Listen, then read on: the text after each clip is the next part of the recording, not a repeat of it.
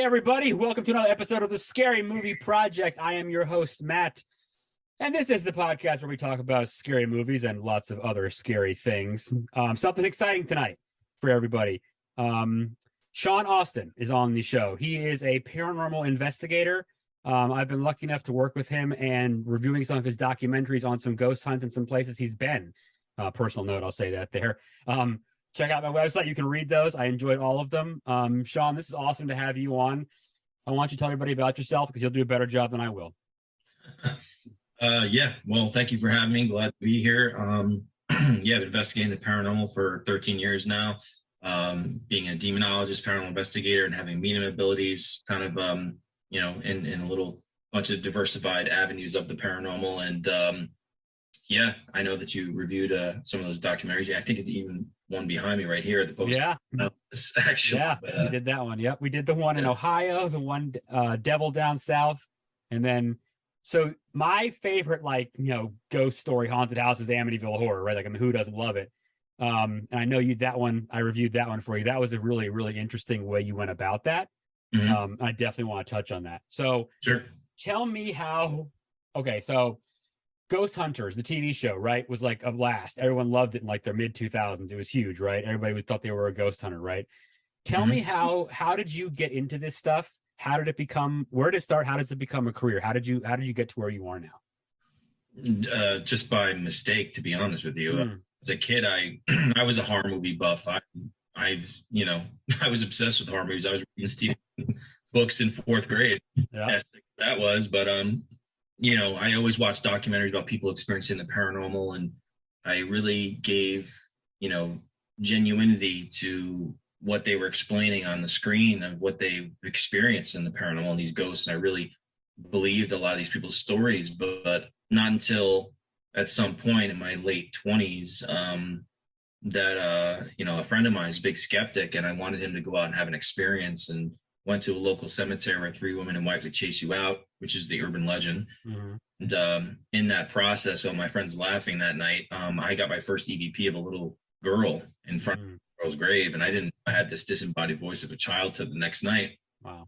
And it freaked me out. And then 2-3 weeks later, I saw a shadow of a little girl in the corner of my bed. It was even light out, and that was basically that was the trigger to it. And realizing it was real, I started going out and trying to search more and get more answers just for the experience. There was no live streaming or anything like that at the time. I'd just go out there with a recorder, spirit box, or EMF meter, and just want to go out and see if something happens, because it just opened up my eyes to a whole nother world that's been around us, my entire life and everyone's life. It's kind of just unraveling that mystery, and it's always a mystery, and that's what makes it endlessly fascinating, which led me to be brought on someone's podcast like this. And then, I'm hosting a podcast, and then I reached out to Ralph Sarchie when Deliver Some Evil, the movie, was coming out, and he was my guest. Next, I'm on the phone with him for, 2 hours and asking me to come on some cases with him before the movie came out. Ended up on the TV show for Discovery, The Demon Files, which was a 3-part docuseries. And then I published my first book and traveling around the country, and end up on Ghost Soup and my second book. And I just, I didn't really think this would ever be a lucrative thing where it would be like a career type thing. But opportunities kind of came naturally to me, and you kind of just run with it and see what happens from there. And here I am in this present day with, being busy and constantly doing documentaries like you've reviewed, and this Netflix show, 28 Days Haunted, that just came out recently. Yeah, so I definitely want to touch on that too. You mentioned, the first EVP you had, the little girl. So real quick, people that are listening, electronic voice phenomena is what EVP is, right? And so what, when you do a hunt or you are out, what kind of, are you just bringing a phone with you? Or are you bringing recorders, spirit boxes? What's some of the tech? What's some of the gear you use that people would not know about? Spirits can speak on a frequency that normally we can't hear with our own audible ears. And that's why we use recorders that pick up on these frequencies we can't hear with our own ears. And that's why typically investigators will ask a question and wait for an answer to come back after you record it, because the recorder can pick up on these EVPs. So you can use your phone. My first EVP ever was a flip phone right before we had smartphones. Actually, the crappier the recording, the more white noise there is, it can actually help, accelerate, the potential of the EVP and the amplification of it. So, you just got to experiment. You see, what you get and what kind of results you are. Everyone likes to use certain equipment and has certain methods about going about the paranormal. It just depends how you, approach the whole thing. Everyone, yeah. I just started when I knew that this was all real. My first book ever I read was, The Demonologist by Ed and Lorraine Warren. And then like Shadows of the Dark, John Zaffis's book. And then it was Ralph's book, Beware the Night Before It Was Deliver Some Evil, the movie. And then, I was just formulating, kind of like how I was perceiving everything as I was having these experiences. And it was very informative to kind of absorb and find out and discover the types of extreme cases that some of the pioneers of the paranormal went on to kind of prepare myself. And I went through, a lot of crazy experiences in that process as well. Do you need to be in some sort of mindset when you're on a hunt or when you're on or does this stuff come to you? Is it just kind of natural? Do you need to get like a sort of mindset for it? I mean, I think it's, well, from a broader spectrum, I think it's really healthy and also safe to kind of prepare yourself on the types of things that can happen to you if you go out on these types of investigations, because we take risks as investigators. You don't know what can happen to you, what can follow you home. I mean, I take precautions all the time, and and all the knowledge I have, and still things happen around my place and stuff like that. And I bless my place if something dark had followed me home. So being aware of that on all those different levels and how they can attack you if it's a negative energy, realizing that is really how you're going to prepare yourself. And the psychological attacks of the evil negative spirits are the most delicate nature of the paranormal, because they want to amplify any sort of negative emotion, from the shadows. So you're not realizing what their devious plans are from the shadows until it's to the point where you don't realize you're doing it. And you might act out and end up wanting to hurt yourself or others, which would be like an oppression type of stage. Yeah, that's interesting. You mentioned, what happened in the evil that can mess with people and follow you. So in a lot of ways, you're doing stuff. You're helping people in a lot of ways, right? I mean, you might have, cases where people are terribly tormented by these things. That's ruining their life, and you can go in and try to clear this and try to help them, right?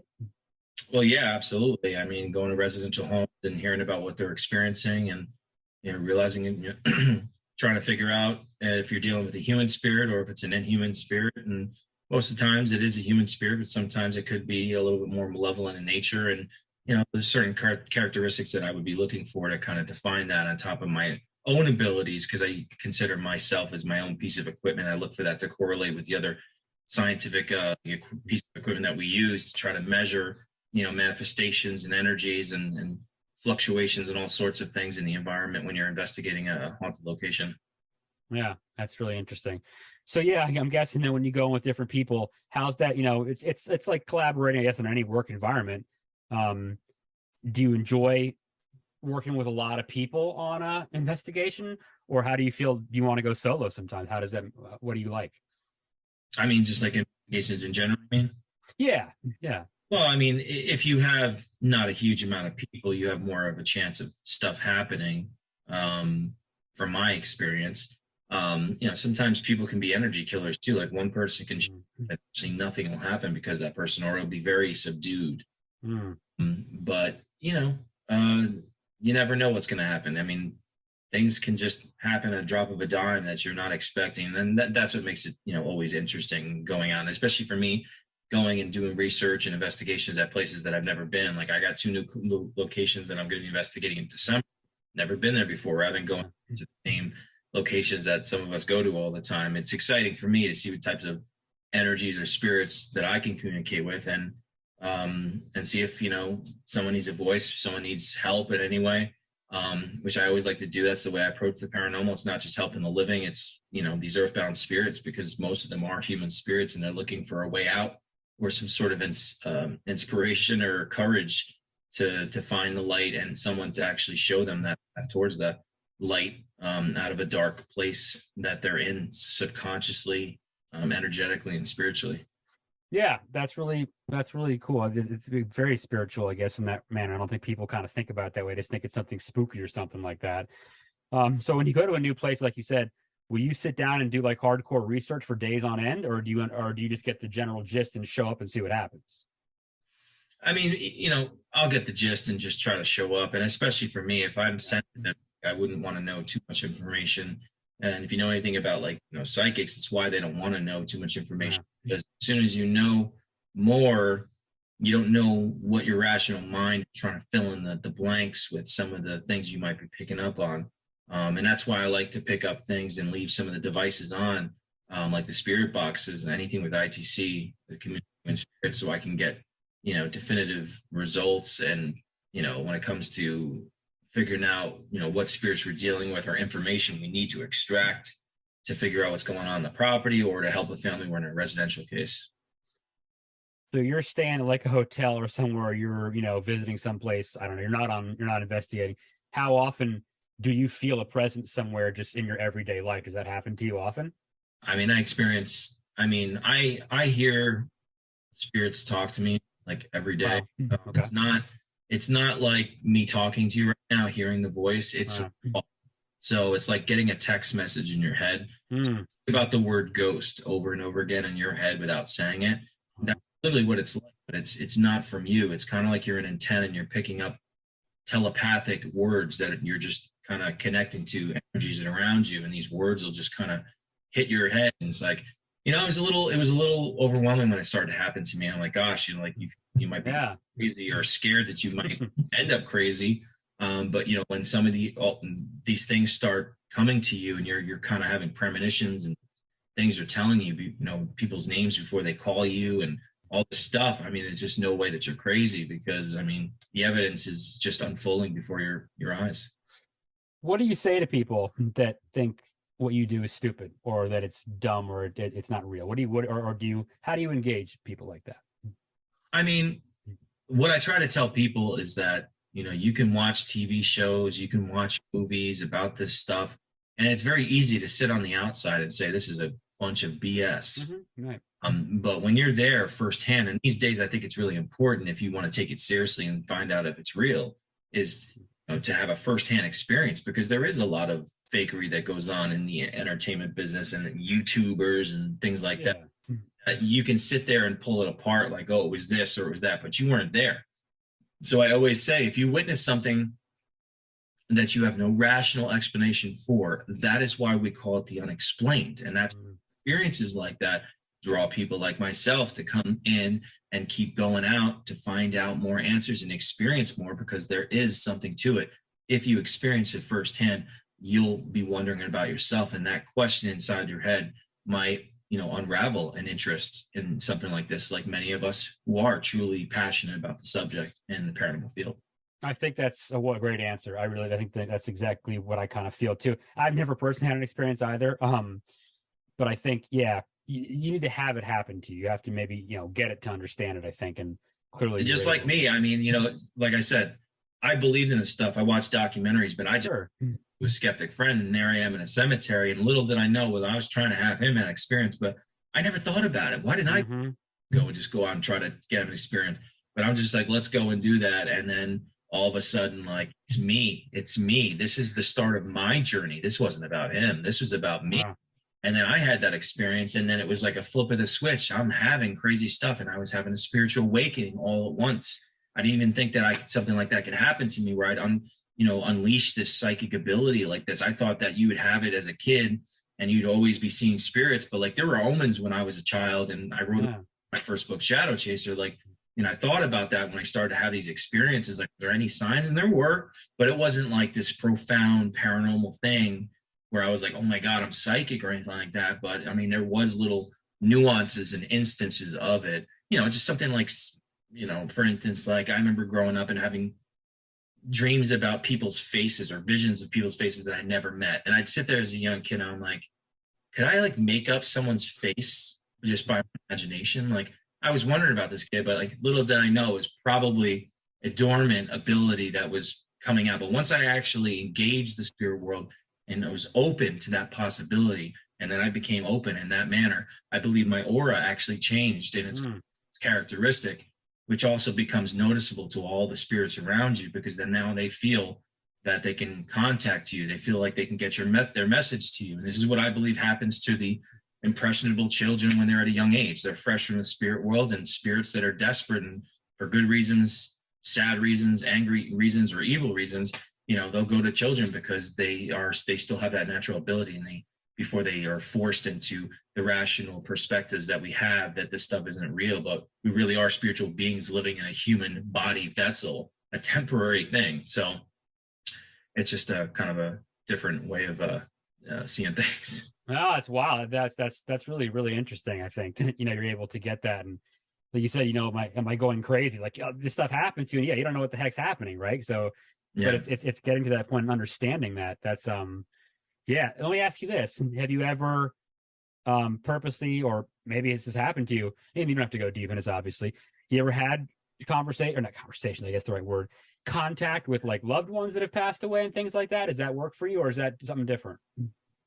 Well, yeah. And my father actually passed away a year ago this past October. I'm completely floored how much stuff my dad has come to me. And I had conversation with my dad, and actually, Maleface was the last documentary that he saw of me. And he was telling me how powerful it was, what happened in the documentary. And I was always telling my dad to give me a sign that he was around. And I've had I think at least a dozen strange things, and I've straight up seen him. Wow. Things ago, I saw his face as I was kind of in and out conscious, and I heard him say, I love you, son. I'm proud of you. So, I'm very thankful and humbled to have that type of connection. And so many people would be so, taken back and thankful to have that too. And I'm appreciative of that. Yeah. It's a gift, what I have, but I want to be able to help people, because I'm lucky to have these experiences as a whole, and especially to have comfort from loved ones who have passed away. Wow, that's powerful stuff. Yeah. When you're done on an investigation or a hunt or somewhere, how wiped out are you? And these things are psychologically, and they kind of steal a lot of your energy, huh? I mean, that's why I believe that, temperature drops in my spirit into the cold spots, because I think the spirits are taking energy out of that one space. So, but I don't think they just take away energy out of the environment. I've actually theorized on whether or not maybe they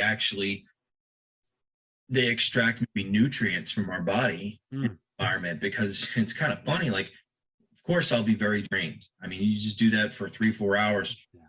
You'll sleep like a baby, like you are drained. But I'll have cravings for food too. Wow. It made me think about this stuff where maybe they're, all of a sudden, your body's reacting to something. I mean, I don't know. It's something to speculate and theorize about. Yeah. I imagine it's powerful stuff. All right, so a couple. Yeah, so let's see. The ones we did, Maleface, Devil Down South, and what was the name of the Amityville? Return to Amityville, the Resurgence. Yes. Okay. So I liked them all. I enjoyed watching them, reviewing them. Good production quality on them. What was your favorite of those, I guess? And also the tack on here, you mentioned anything can happen when you're on an investigation. What is the wildest thing that's totally not? And there was something crazy that happened to you, I think, in that Maleface, I remember. But yeah, what's the wildest thing that's happened to you, would you say, you think? I mean, gosh, I've had so many things. Yeah. Well, I mean, the Maleface documentary, obviously the vision I had when it followed me home, when I believed I crossed over those women and the presence, and I had that vision of it standing at my bed with horns and saying, "There are rules," That's terrifying. That's pretty intense and pretty. It's wow, that's pretty deep. That's pretty profound, and I think it's really interesting how it unfolds on the documentary, and then the responses that came through referencing the rules through the spirit box and a vision I had. So, I mean, that's definitely up there. And then, Maleface is probably my favorite because it's personal to me, because it involved my personal life and was messing with me. Right. Potential relationship. It was definitely had its hand in trying to sabotage that and took credit for it. That's why I went to go back to that house. So, I mean, and the evidence that we have in that documentary, it's just the EVPs and crazy. strange things and the shadow figure at the end. I mean, oh gosh, it's so much, and it really validated everything I experienced. I mean, that whole thing was like a 6 year process of like it following me around for that many years. And going back there, I never thought that would happen. And I think it was really magical how it all came together for the documentary. But, Amityville too, I mean, most Amityville documentaries, it's just talking about the main story. And then they're like, is it a hoax or is it real? But I mean, yeah, we got to tell the story, of course. But then it's like, all right, this is what happened to me. Mm-hmm. Like, then there's paranormal evidence. Like, I don't think there's any potential paranormal evidence on any Amityville documentary that they've done, and even when we just did a screening of the documentary this past October in the town of Amityville, dead in the audience is like, I've never seen somebody get so much evidence having to do with the case and not even be inside the house. Because the voices and the George Lust's voice coming through the spirit box. There was even a friend of George Lust who knew him in life and floored that his voice in the spirit box and said that is undeniably his voice. So that was what I found so interesting with that one, because you never even stepped foot in the house on Ocean Avenue. You never even went in, right? No, that's crazy. And you were working. Tell me about the police officer you were working with. Yeah, Ralph Sarchie is my mentor in demonology. Yeah, okay. I got him to come with me, and it's kind of interesting because of what transpired that one evening when he came with me in the car in front of the house. Is that he never thought about the possibility of demonic entities trapping human spirits. And it's interesting because that's been my journey. That's been my theme. And, even Maleface, it's like I'm called to help souls like that are, trapped by some of these negative and evil forces. And, with what we experienced in front of the Amityville house that night, after I told him about that, this boy, John, and what was happening to me, like he truly believed that John was trapped there because he was asking for prayer. And agree that no demon would ever ask for prayer for any reason. It would not want you bring closer to God.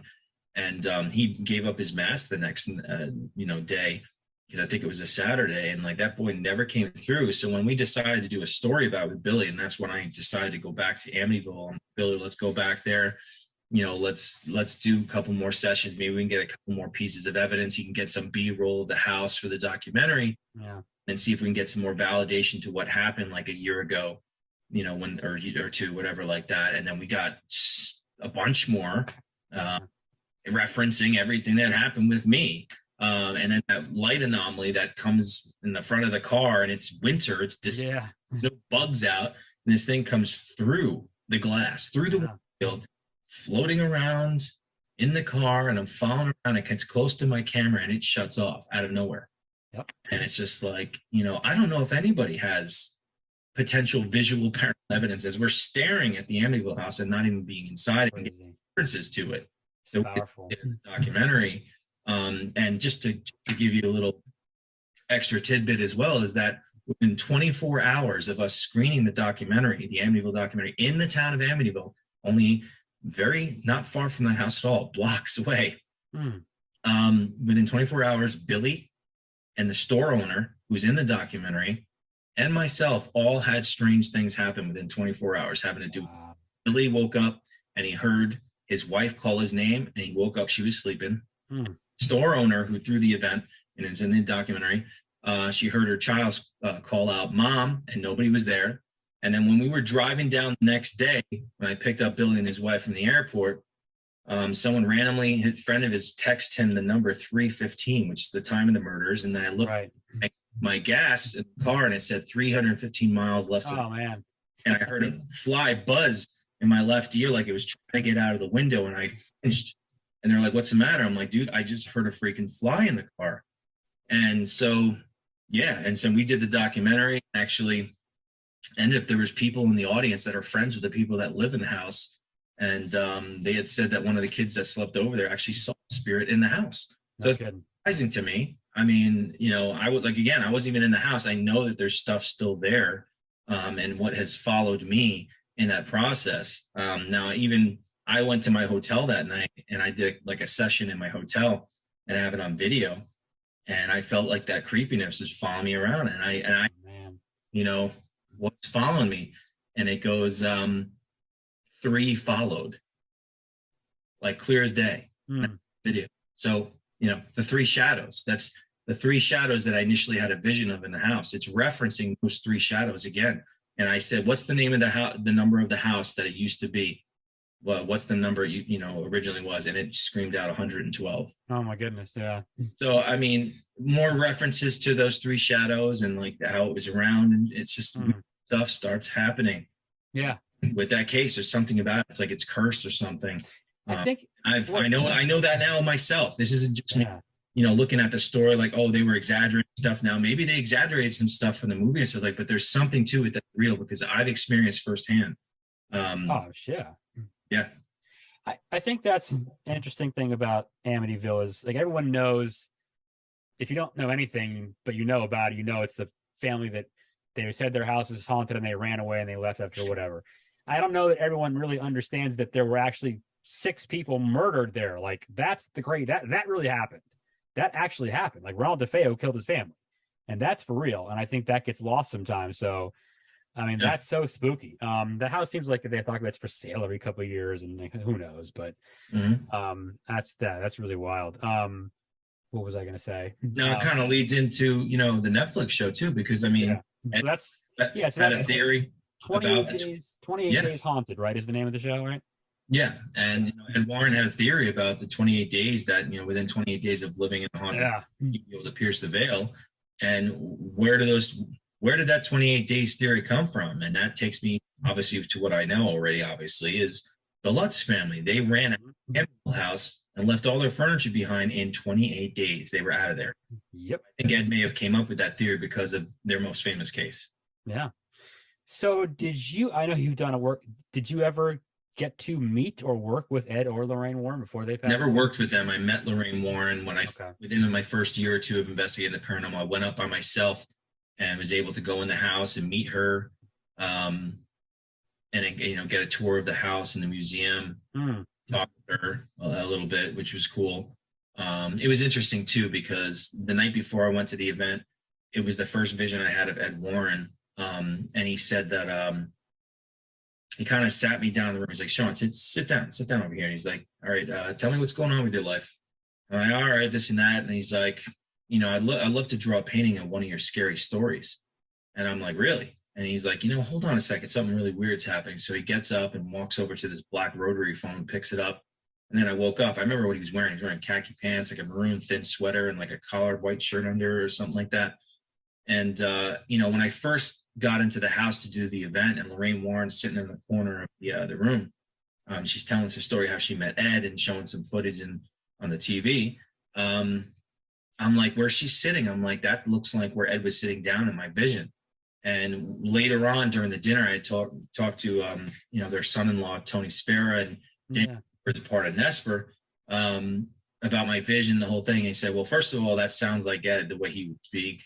And number two, he all his paintings around the museum of his favorite cases that he drew. Number three, when I told him that looked like he was sitting in the corner where Lorraine was sitting, they said that that's where his old chair used to be. He used to sit right there in that same corner. Then, there used to be a black rotary phone right next to the museum that Ed always used. And I didn't know any of this shit. I mean, I believe that Ed actually came to me. And then obviously, even with the Amityville story, because there's a vision with Ed that has to do with that he had told me about my connection to Amityville, which years later to what happened with the documentary. And I felt like that was a connection to that. Wow. Yeah, that's so interesting. Yeah, it's interesting how you're finding the one thing you say and it leads to more and more and just kind of like all these pieces. It's so interesting. Tell me about, there's a track or a song that you were doing that was related to the 28 Days Haunted. Yeah, so I don't know if whoever's watching have seen the show yet or not. I had a very profound experience and connection to a woman's spirit on Captain Grant's Inn. Her name is Mercy Adelaide Grant. Her husband, the captain, was lost at sea. She never knew if he'd come home ever at all, and she lived there to her last days until 79 or 80 years old. And I had a vision that she'd write these notes to him poetically, and I said it out loud, like these words. And I brought my guitar with me because I had no outlet, no TV, no internet connection. I was like, I need something that makes me feel good and to be creative. Maybe I would write some songs of my own, but I came up with like 5 or 6 songs that were creative, and one of them was really super haunting. And I felt just like, living there every day, and her coming and visiting me in my bedroom and feeling the emotion from that. I felt, you know what, maybe when I go home, I'm gonna write a song. This sounds really appropriate. It sounds very haunting.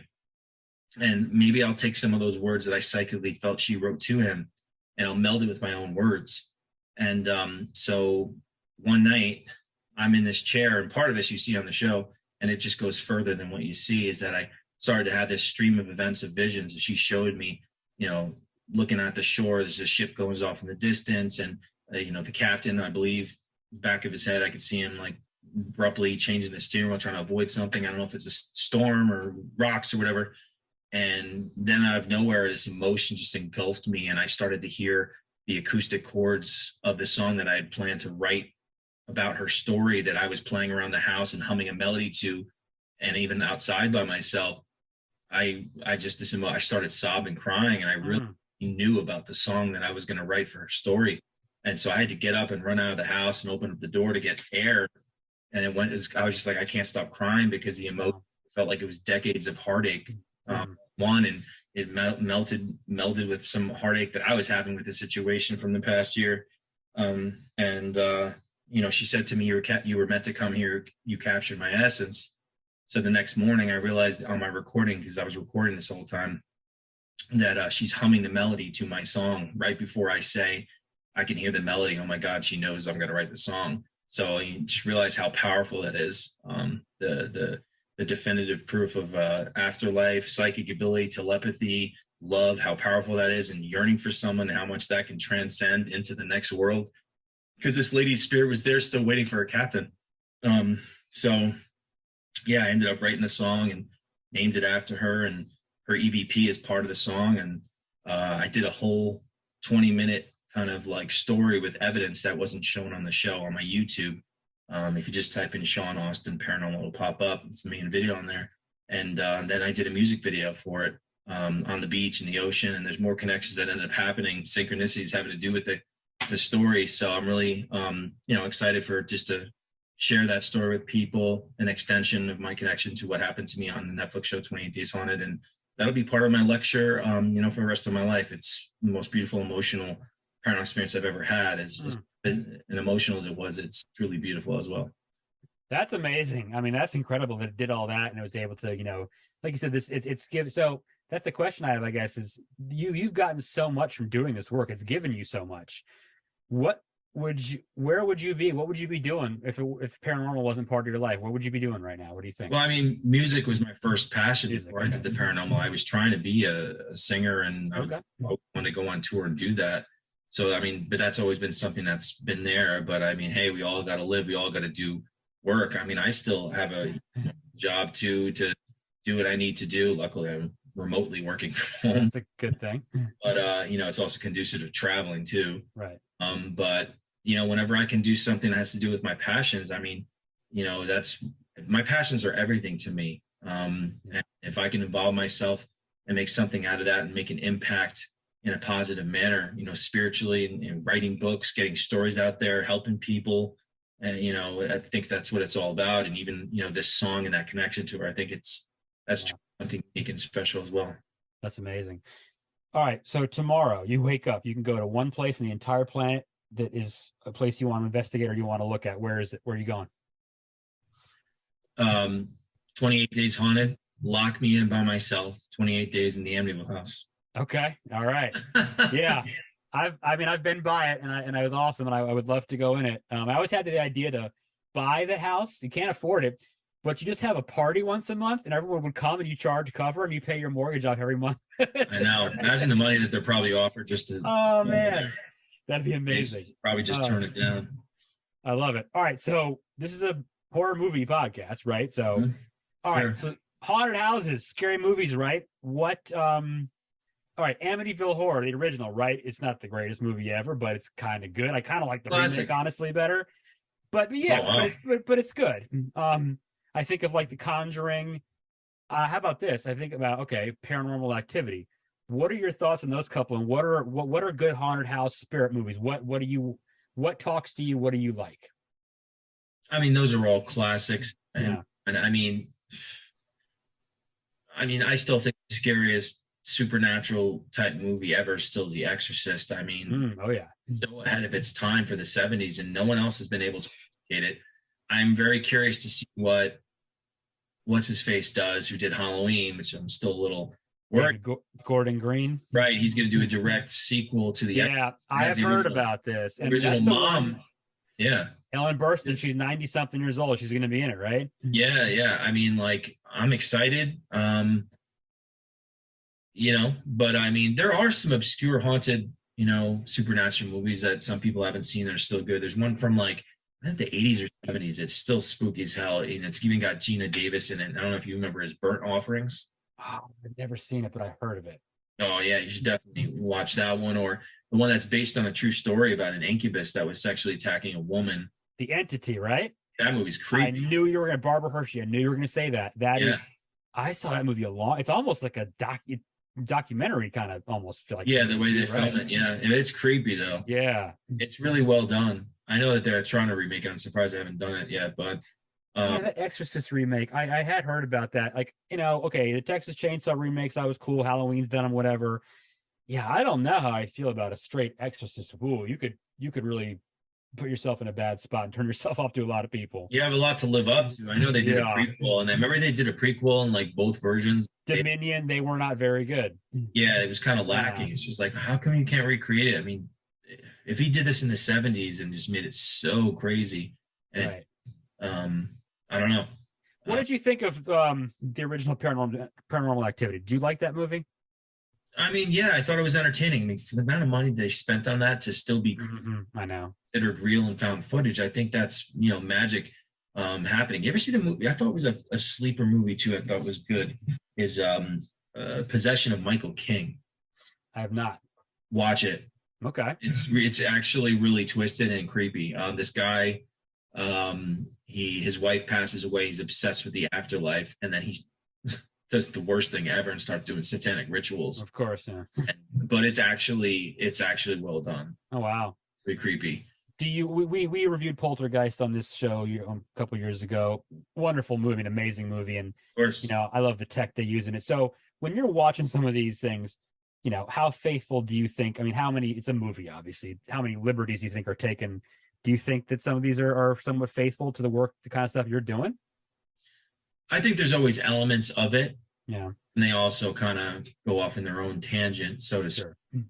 I would love to have my hands in, being on, helping, consult or something on a movie that's based on a true story to kind of like, because I mean, I've witnessed so many scary things, like demonic creatures right in my bedroom, hooves, tails, and all, like, and it's like, I would love to kind of like,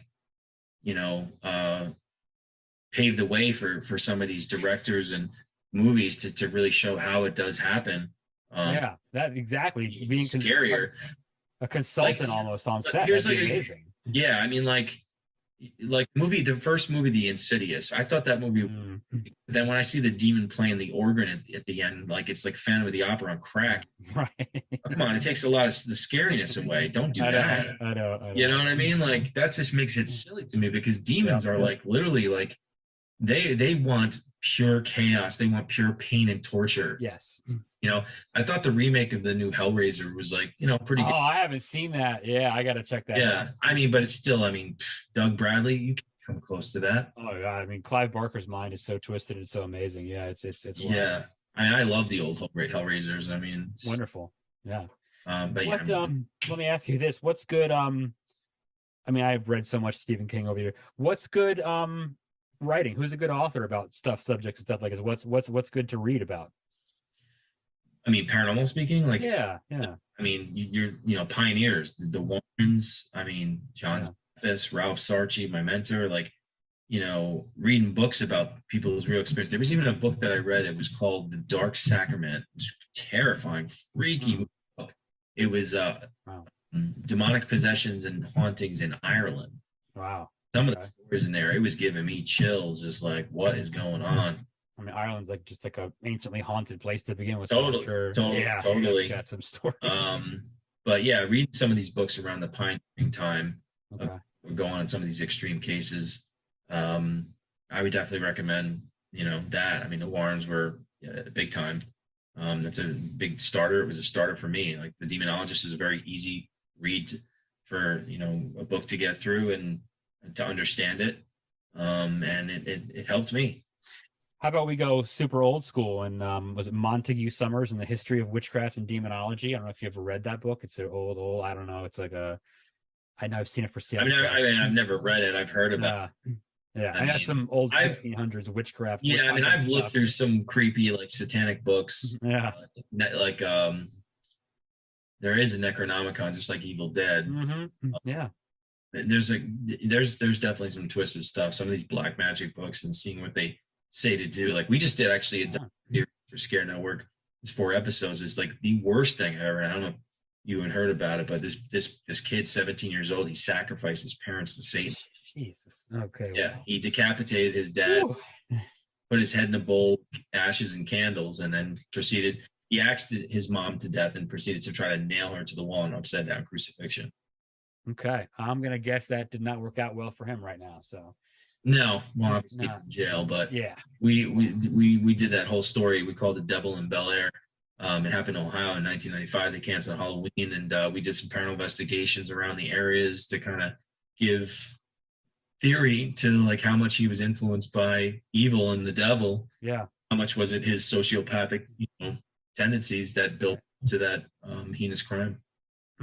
That's so like, yeah, that's such an easy cop out to say. Well, he's some teenage kid who listened to some album or he watched some stupid TV show or whatever. It's like, I don't know. Is that true, or did something really happen? Was something a hold of this person? Who knows? Right? Well, interesting enough is that speaking to a lot of people, and there's people who knew him. I mean, he was listening to some straight up death metal that they were Satanists, and they were encouraging in the music. But I mean, this kid was doing satanic rituals. He had altars and doing animal sacrifice. And it's interesting enough in the news articles is that he complained that he couldn't get the smell of rotting flesh out of his nose leading up to the murders and around the murders. And doctors said it was a neurological issue. But if you know about the demonic, if there's no rational explanation of a foul smell like that, I mean, that's the demonic. And then considering what he was doing and the manner that he took the life of his parents, I mean, it makes you wonder, and it makes us theorize on what was going on. Wow, there's so much out there that we have. It just makes you wonder. We could probably go on and on forever about this, but so I think tell us just real quick, what do you got coming up next? What are you doing next? And where can people find you? Where can they find out, websites, links, all that good stuff? Yeah, I mean, most of my handles are Sean D. Austin, SEAN, D as in David, AUSTIN. YouTube is just Sean Austin Paranormal. Even TikTok, I go live a lot on TikTok with investigations and on YouTube. Nice. And I'll be doing some more documentaries for ScareNetwork.tv. If you want to watch a bunch of these documentaries, including this one, watch them. They're good. They're good. There's an app on Roku, Fire Stick, and Apple for free, and you can rent titles or subscribe for the year. And we're constantly putting up original, true, genuine, and raw paranormal and creepy, scary content. Fabulous. Well, everyone that listens, you guys know the deal. Just listen, subscribe. You know where to find us. We want to know your ideas. We want to know things that you want us to review, subjects you want us to talk about.